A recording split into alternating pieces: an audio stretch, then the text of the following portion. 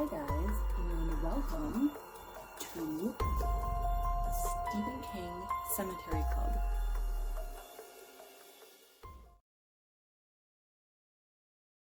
We are on chapter 3, which is The Oracle and the Mountains. This part is very Lord of the Rings-esque, and I think this is the best chapter in the book for me.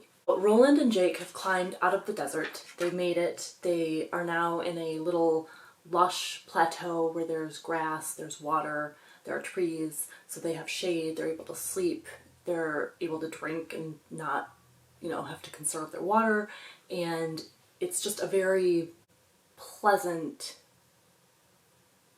cozy area. And then they're going to scale the mountains. So this is like a nice little intermediary place, a nice little stopping place for them to regroup. Roland has a dream of Susan's death, and this is the first mention of Sematary, which will come into it later. And in the middle of the dream, Susan warns him about Jake. So it's like one of those dreams where you incorporate something into the dream. So Roland kind of has this terrible feeling about Jake. He wakes up and Jake is missing. So he hunts him down. He tracks him to this little circle where there is an oracle who is a succubus. And Jake is in its grip, being tortured, and Roland has to use the jawbone as something like a talisman of sorts.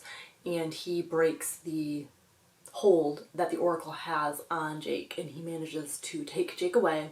He ties him to a tree and he's like, you need to stay here. Calm down.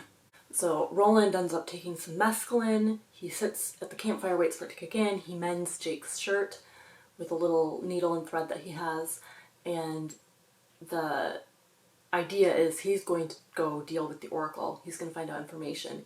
He is going to have to let it use him sexually in order to get information. So he leaves Jake with the jawbone, and he goes off to meet the oracle and to find out his information. And I love, because he's now tripping on his way, so he's going through this like willow grove and there's the water and all that stuff, and he's tripping. And this description I love this description. Quote, his teeth felt strange in his head, tiny tombstones set in pink moist earth. Page 134. Roland meets with the oracle. He shuts himself down and he lets her use his body as she wants, which is upsetting to her because he isn't participating, but she still gives him the information. She says, quote, the boy is your gate to the man in black. The man in black is your gate to the three. The three are your way to the dark tower. Page 138. And he and the oracle talk more, and Roland mentions that the sorcerer, Martin, is the man in black. And the oracle responds with, quote, Martin is no more. The man in black has eaten his soul. This you know. Page 139. So it does sound like Martin was the man in black, but he has been consumed by this evil, and therefore he now is a different entity. Now he is the man in black, which he's kind of lost all of his humanity. All of his Martin qualities are gone. And then after she's done with Roland, and Roland is kind of feeling gross and used, quote, had he learned enough to justify this feeling of defilement? Page 140. Roland is really disturbed by all he had to go through in order to get this knowledge. Roland and Jake start making their way through the mountains, and they are gaining on the man in black. Jake wants to turn back. He's all of a sudden very fearful. Quote, you're going to kill me. He killed me the first time, and you're going to kill me this time, and I think you know it. Page 150. And he accuses Roland. He just has this sense that, in his world, the man in black killed him and brought him here, and now Roland is going to sacrifice him, and he is kind of unable to do anything about it. He's like,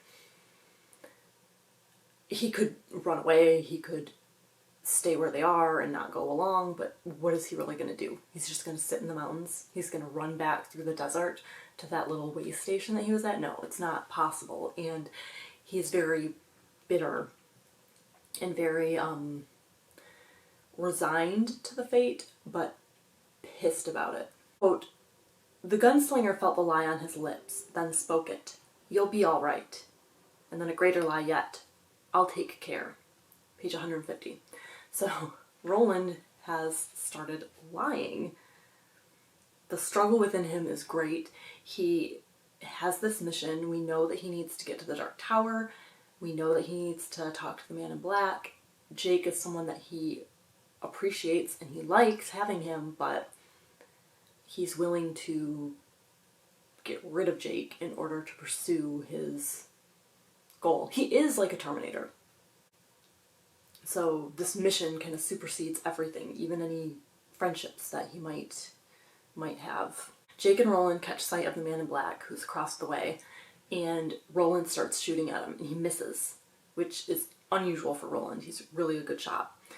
And the man in Black laughs and kind of mocks his impetuousness, and he says, quote, "Would you kill your answers so easily, Gunslinger?" Page 151. So Roland requests to talk, and the Man in Black is like, I don't think so. I think I'm going to go through the mountains and we'll talk afterward. So the Man in Black, he says that they'll have their chance for a conversation later. Quote, "His eyes flicked to Jake and he added, 'Just the two of us.'" Page 152. And then he disappears. So Jake is extra sure now that Roland is going to do something that's going to get him killed. It doesn't bother Roland, and Jake knows it. So they still head toward him.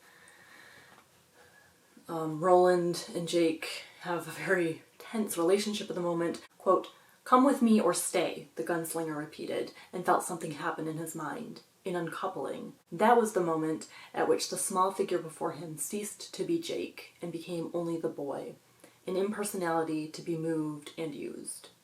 Page 153. So Roland has detached himself. He is ready to just part ways with Jake if necessary. If not necessary, then, he wouldn't be mad about it, but, he is preparing himself to just distance himself from the situation entirely. So Jake is now a pawn, nothing more, and he's resentful, and rightfully so.